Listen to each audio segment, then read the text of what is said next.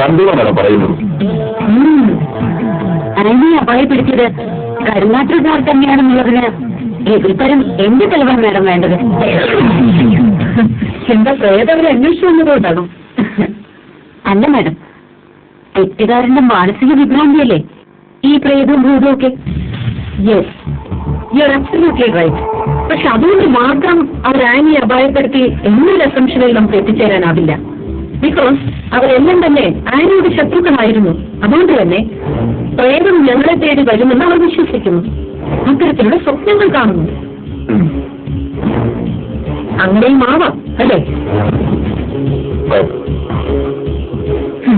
പക്ഷെ ഇവിടെ അങ്ങനെയല്ല. കുറ്റവാളി തമിഴ്നാട്ടിൽ തന്നെയുണ്ട്. മാഡം പറഞ്ഞു വരുന്നത് ശരിയാവണമെന്നില്ല, വെറും ഒരു ഇല്യൂഷൻസ്.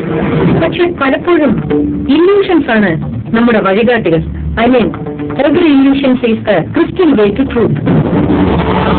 എല്ലാ ഊഹാബോധങ്ങളും ഒരു സത്യത്തിൽ അവസാനിക്കുന്നു. എഴുതപ്പെട്ട തിയറിയില്ല, അനുഭവം. അനുഭവം എന്നെ പഠിപ്പിച്ച പാഠം. ആ വഴിയിലൂടെ നമുക്കൊന്ന് സഞ്ചരിച്ചൂടെ ജോസ്? Sure madam. തമിഴ്നാട്ടിൽ വീട് കേന്ദ്രീകരിച്ച് അന്വേഷണം മുന്നോട്ട് പോകുന്നത് തന്നെയാവും അതിന് ശരി. എവിടെയോ ചാരം മൂടിക്കിടക്കുന്ന സത്യങ്ങൾ, ചാരക്കൂലയ്ക്കുള്ളിലെ തിളങ്ങുന്ന കനൽക്കണ്ണുകൾ പോലെ അത്ഭുതപ്പെടുത്തുന്ന കാഴ്ചകൾ, അറിവുകൾ. അത് തേടിയൊരു യാത്ര. ഈശ്വരന്റെ വിരലടയാളവുമായി ഒരു തുടക്കം കിട്ടാതിരിക്കില്ല. ഷുവർ.